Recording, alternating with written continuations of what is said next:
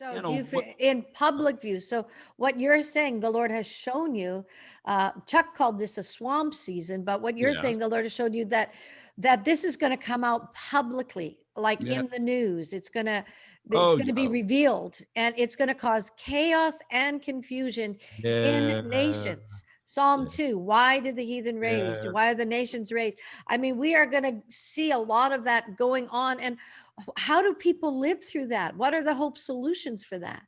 Yeah. So let me give just a little more on that. And I know that we have to watch our time. For 4 years, I've nuanced statements. I often say something before I fully say something, but I nuance it. It's there. I've said it. It's one of my 8 points, but I don't make it the point. And I've been nuancing and saying, and I have it all written down. I can show it to people, that there's the time of the great divide and extreme polarity. But unfortunately, now I can't nuance it. It's there. Yes. It's right.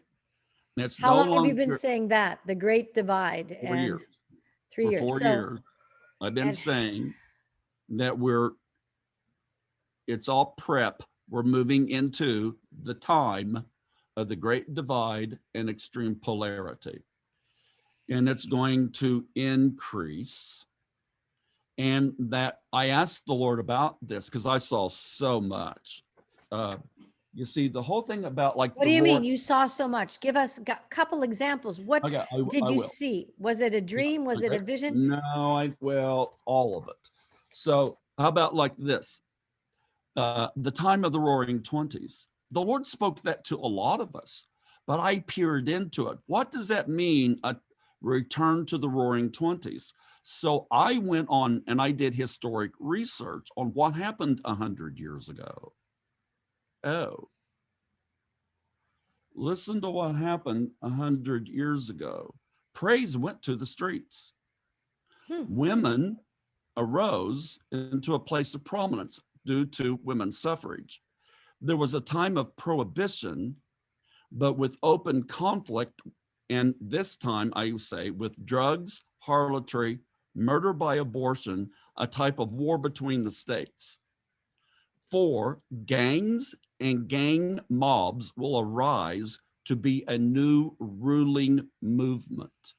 5, but a fresh justice and compassion movement will ultimately displace the darkness.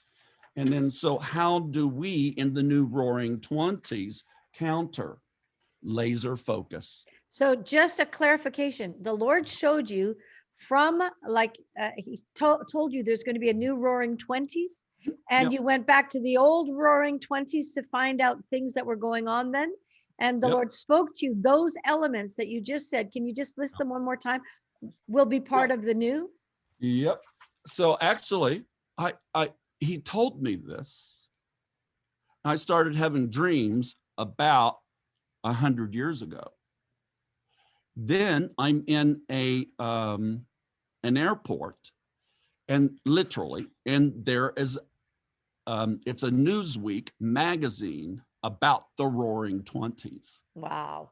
And so I wish I mean, I have the magazine. And so I got the magazine and it's like, oh my goodness, look at this. And the Holy Spirit is like, all for me was all over this magazine. And it was just like, oh my goodness.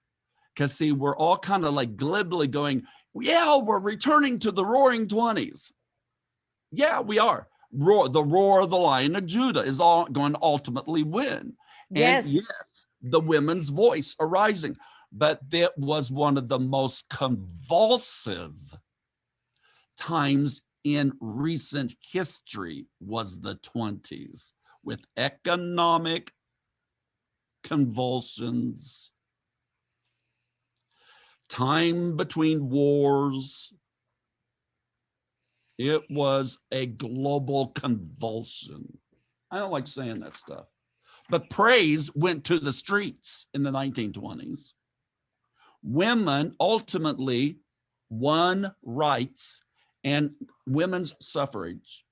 It was a time of some strange conflict on alcohol. So it was a time of prohibition, but it became a time of open conflict. And I'm saying that open conflict, strangeness happening of almost like a war between the states on drugs, harlotry, murder by abortion, and a type of war between the states.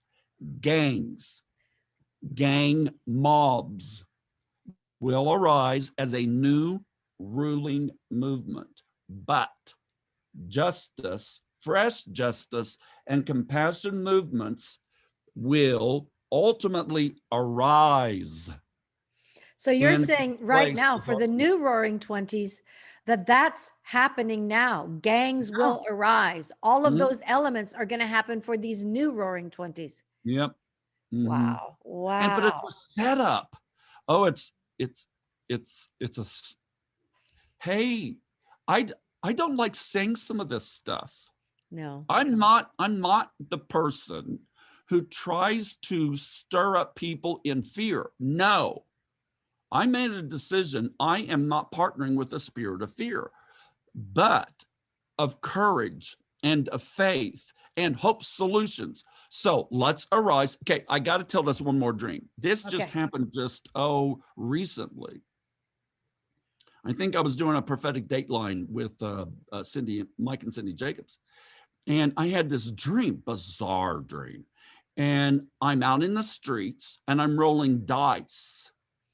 And the Holy Spirit says, double for your trouble. Let's roll the dice. Hold it. That's crazy, because I remember a profound dream that Jill Austin had where she was in this casino-like setting with all the bad guys, and she was there as a prophet rolling the dice. Now, she was a friend of both of ours. She's gone on to be with the Lord, but so it's reminding me of a lot of stuff that God is sending his people into Babylon, into casinos, into places that most Christians don't frequent at all, and you're called to go roll the dice. Wow. So keep going. And that's what this was, because I'm out in the streets. It's dirty with dice. I'm not a gambler. I've never gambled in my lifetime. No. And I'm out in the streets. It's dirty. I'm down on my hands and knees, rolling dice, throwing them up against the wall with the street gangs. And the Holy Spirit says to me, let's play craps. I mean, he says to me in a dream, he says, roll the dice. Here's what he said. Don't play church. Stacy, this one has gotten me. This is brand new. He said, don't play church. Be the church. No more inside the walls. Get outside the walls. Be the ecclesia I've called you to be. Get in the streets. I will meet you there. Roll the dice. Play some craps.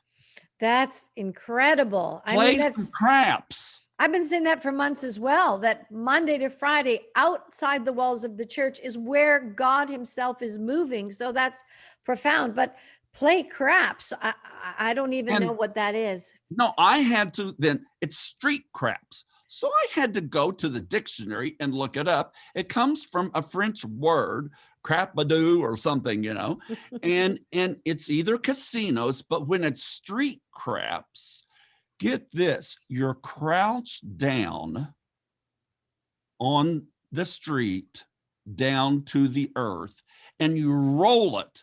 And I woke up then hearing the word, roll the dice, I will give you double for your trouble. And with Isaiah 61:7, instead of your shame, I will give you a double portion. Now, the Lord is calling us, don't play church. This is an intense word if you really want to lean into it. Mm-hmm. Don't play church, be the church. I'm calling you to play crap. Wow. Play some craps. I know that that's a play on words, and yet at the same time, it's about getting out there among the world, be wise as Serpents, and as innocent as, doves. oh, and I will want you to roll the dice, and I'm going to be with you when you roll the dice.